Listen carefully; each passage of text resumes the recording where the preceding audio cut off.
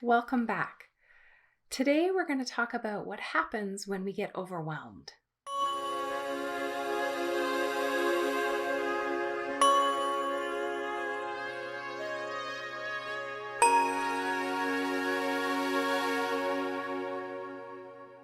It can be so easy to get overwhelmed in our lives, especially these days. And it's usually a sign that we are overstretching ourselves in either one or two areas of our lives. What this means essentially is that we are consistently pushing past our limit and not listening to the need for our body or our mind or our spirit even to take a break. So when we get overwhelmed enough and for long enough, it can get hard to even imagine starting to take that break because we cannot then quiet our racing thoughts. We can't sleep. Our memory is affected. Our heart rate and our breathing and our nervous system are already activated. So because they're already running on high alert, even when we rest, we can still feel overwhelmed. So even though we may try to rest our nervous system, it's still essentially running too hot and too fast. An important thing to remember about overwhelm is that everybody's limits are completely unique to them.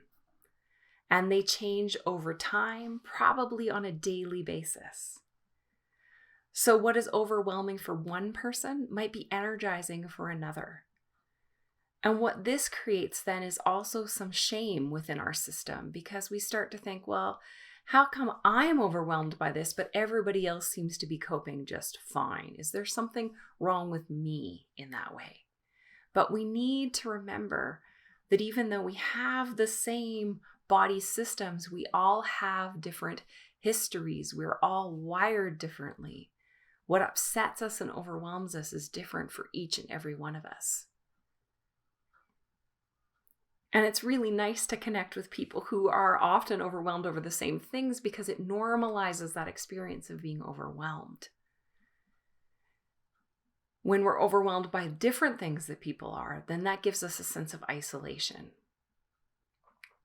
One of the easiest ways to speak about this maybe is to think about introversion and extroversion. So we often silently judge each other and ourselves about our limits versus what others can do or not do.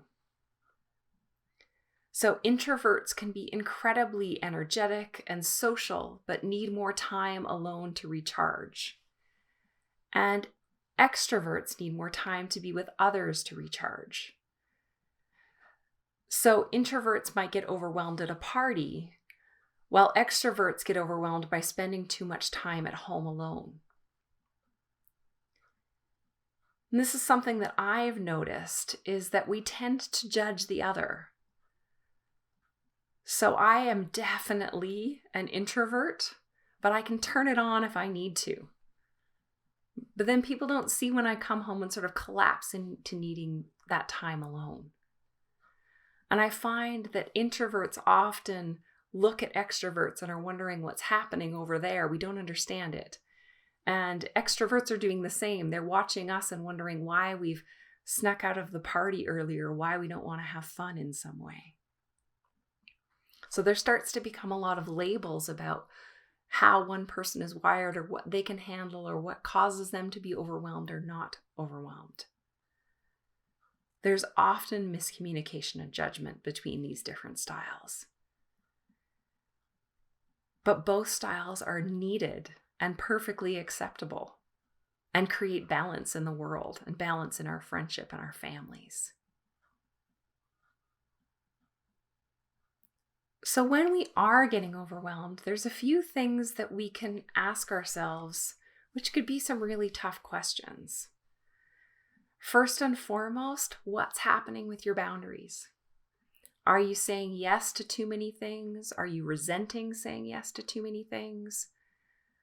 Are you running around helping everyone else and offering to help even though nobody's asked you to help? Are you expending all your energy on that and then coming home and being exhausted at the end of the day? Are you falling into that perfectionism and overwhelming yourself? So it has to be perfect. It has to happen on this timeline. It has to happen in the way that I want it to. And so then we're spending all of this mental energy overwhelming ourselves, but not making any forward momentum. So essentially, it's like we've sat on the couch and ran a marathon, but we've gone nowhere. We've expended all of this energy and we're exhausted, but we haven't done anything. Or perhaps you're martyring yourself. So you want other people to help you. You want other people to notice that you need help. But maybe they don't do it in the way that you want it done, or maybe as quickly as you want it done. And so you start to believe that only you can do it, or if you want it done right, I'll do it myself. And this leads to so much extra emotional work because now we're overwhelming ourselves and we're also disappointed by everybody else who isn't meeting the expectations that we haven't expressed. So we have to look at the assumptions that you make about your life. So yeah, but, or I can't change that 'cause. I should be doing this. I can't do that. Often all of the excuses that we give ourselves about why we couldn't possibly manage being overwhelmed because we've got too much to do. There's nothing that could give, right? So some of the ways that we can help with this is to take at least 5 minutes a day to do some proper breathing work.